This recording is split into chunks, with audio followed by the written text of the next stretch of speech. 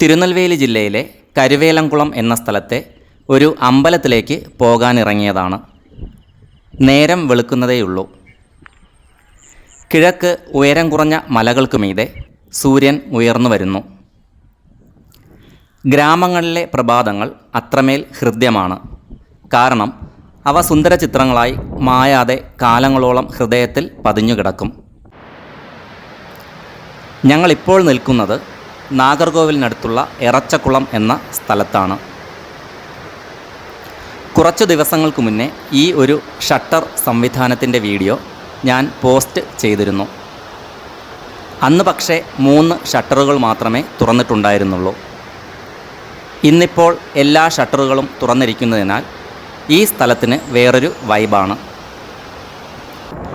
ആലുവാമൊഴി പോകുന്ന വഴിയിലൂടെയാണ് ഞങ്ങളിപ്പോൾ സഞ്ചരിക്കുന്നത്.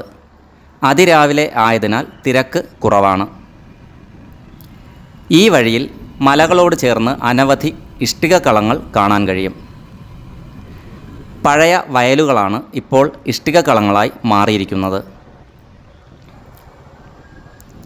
ഇതാണ് താഴക്കുടിയിലെ അവയാർ ക്ഷേത്രം.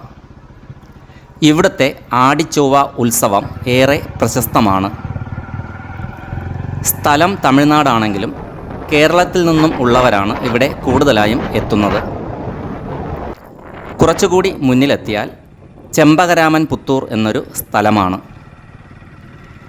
ഇവിടെ റോഡിനിടതുവശത്ത് മലകളുടെ അടിവാരത്തായി വയലുകളോട് ചേർന്ന് ഒരു പിള്ളയാർ ക്ഷേത്രം സ്ഥിതി ചെയ്യുന്നു. പിള്ളയാർ എന്നാൽ ഗണപതി. അമ്പലത്തിനോട് ചേർന്നുള്ള 2 വഴിയമ്പലങ്ങൾ ഇപ്പോൾ സ്വകാര്യ വ്യക്തികൾ കൈവശപ്പെടുത്തിയിരിക്കുന്നു. വർഷങ്ങൾക്ക് മുന്നേ ഈ അമ്പലം നെൽവയലുകൾക്ക് നടുവിലായിരുന്നു. എന്നാൽ ഇപ്പോൾ അമ്പലം സ്ഥിതി ചെയ്യുന്ന സ്ഥലത്ത് നെൽകൃഷി ഇല്ല. പല്ലവ ചോള വാസ്തുവിദ്യകളുടെ സമ്മിശ്ര രീതിയിലാണ് ഈ ക്ഷേത്രം നിർമ്മിച്ചിരിക്കുന്നത്. പല്ലവന്മാർ ക്ഷേത്രങ്ങൾ നിർമ്മിക്കാൻ ഉപയോഗിച്ചിരുന്നത് ഇഷ്ടികകളാണ്. എന്നാൽ ചോളന്മാർ ആവശ്യമായ ആകൃതികളിൽ വെട്ടിയെടുത്ത കല്ലുകളാണ് ഉപയോഗിച്ചത്. ഇവിടെ ഈ പിള്ളയാർ ടെമ്പിളിൽ ഈ 2 രീതികളും ഉപയോഗപ്പെടുത്തിയിരിക്കുന്നത് കാണാൻ കഴിയും.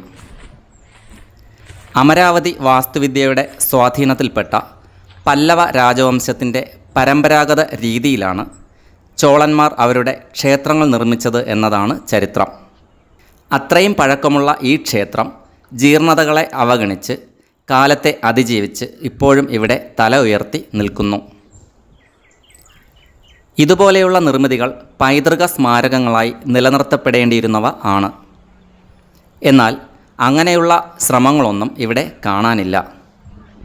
വലിയ തൂണുകളിൽ പലതും തറയിൽ വീണ് കിടക്കുന്നു. ഇവിടെ ഇപ്പോൾ നിത്യപൂജകൾ ഒന്നും തന്നെ ഇല്ല.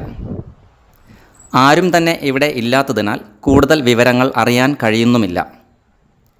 എത്രയോ പ്രാവശ്യം ഞാൻ ഇവിടെ വന്നിരിക്കുന്നു. എല്ലായ്പ്പോഴും ഇതുതന്നെയാണ് അവസ്ഥ. ഇനി മുന്നോട്ട് റോഡിനിരുവശവും നെൽവയലുകളാണ്.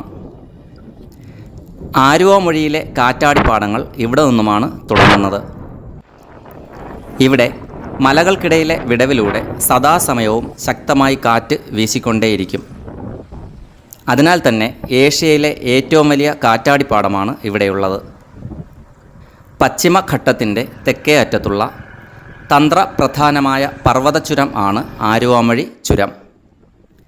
പഴയ തിരുവിതാംകൂറിനെ അന്നത്തെ മദ്രാസുമായി ബന്ധിപ്പിക്കുന്നതിൽ ഈ ചുരം പ്രധാന പങ്ക് വഹിച്ചിരുന്നു. ചേരന്മാരുടെയും അവരുടെ പിൻഗാമികളുടെയും അധിനിവേശങ്ങൾക്കും ഈ ചുരം സാക്ഷ്യം വഹിച്ചു എന്നതാണ് ചരിത്രം. കിഴക്കൻ പ്രദേശങ്ങളിൽ നിന്നുള്ള ആക്രമണങ്ങളിൽ നിന്ന് രാജ്യത്തെ പ്രതിരോധിക്കാൻ വേണാട് രാജാക്കന്മാരും പിന്നീട് തിരുവിതാംകൂർ രാജാക്കന്മാരും ഇവിടെ ഒരു കോട്ട പണികഴിപ്പിച്ച് പരിപാലിച്ചിരുന്നു. 1740 ഡിലനോയിയുടെ മേൽനോട്ടത്തിലാണ് ആ കോട്ട നിർമ്മിച്ചത്.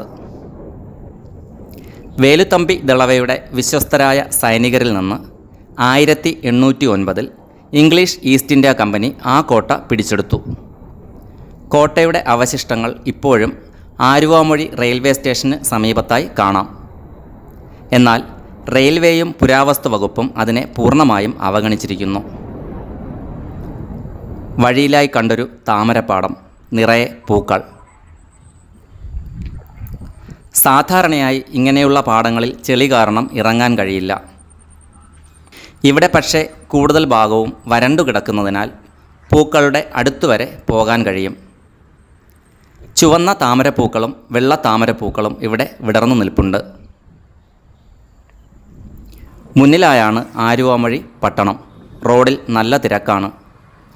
തിരുനെൽവേലി ഭാഗത്തു നിന്നും കേരളത്തിലേക്ക് പോകാനുള്ള വാഹനങ്ങൾ ഇതുവഴിയാണ് സഞ്ചരിച്ചു വരുന്നത്. കൂടുതലും ചരക്കുകളുമായി വരുന്ന വലിയ ലോറികളാണ്. കൊളോണിയൽ കാലത്ത് ഈ പട്ടണത്തെ ആരംബോളി എന്നാണ് വിളിച്ചിരുന്നത്. വൈകാതെ ഞങ്ങൾ ആലുവാമൊഴി പട്ടണത്തിൽ എത്തിച്ചേർന്നു. ഞങ്ങൾക്ക് പോകേണ്ടിയിരുന്നത് നേരെ കാവൽക്കിണർ ഭാഗത്തേക്ക് ആയിരുന്നുവെങ്കിലും പൂജയ്ക്കായുള്ള പൂക്കൾ വാങ്ങേണ്ടിയിരുന്നതിനാൽ വലത്തേക്ക് തിരിഞ്ഞ് തോവാള ലക്ഷ്യമാക്കി യാത്ര തുടർന്നു. പൂക്കൾ വിൽക്കുന്ന വലിയൊരു മാർക്കറ്റാണ് തോവാളയിൽ ഉള്ളത്. തെക്കൻ കേരളത്തിലെ മലയാളികൾ പൂവിനായി ഈ മാർക്കറ്റിനെ ആശ്രയിക്കുന്നു. പലരും കരുതുന്നത് തോവാള എന്നത് പൂന്തോട്ടങ്ങളുടെ നാട് എന്നാണ്. എന്നാൽ തോവാളയിൽ പൂക്കൃഷി വളരെ കുറവാണ്. പല സ്ഥലങ്ങളിൽ നിന്നും കയറ്റി അയക്കുന്ന പൂക്കൾ ഇവിടെ ഈ മാർക്കറ്റിൽ വിൽപ്പനയ്ക്കായി എത്തുന്നു എന്നതാണ് യാഥാർത്ഥ്യം. പൂക്കൾ വാങ്ങി ഞങ്ങൾ മുന്നോട്ട് യാത്ര തുടർന്നു.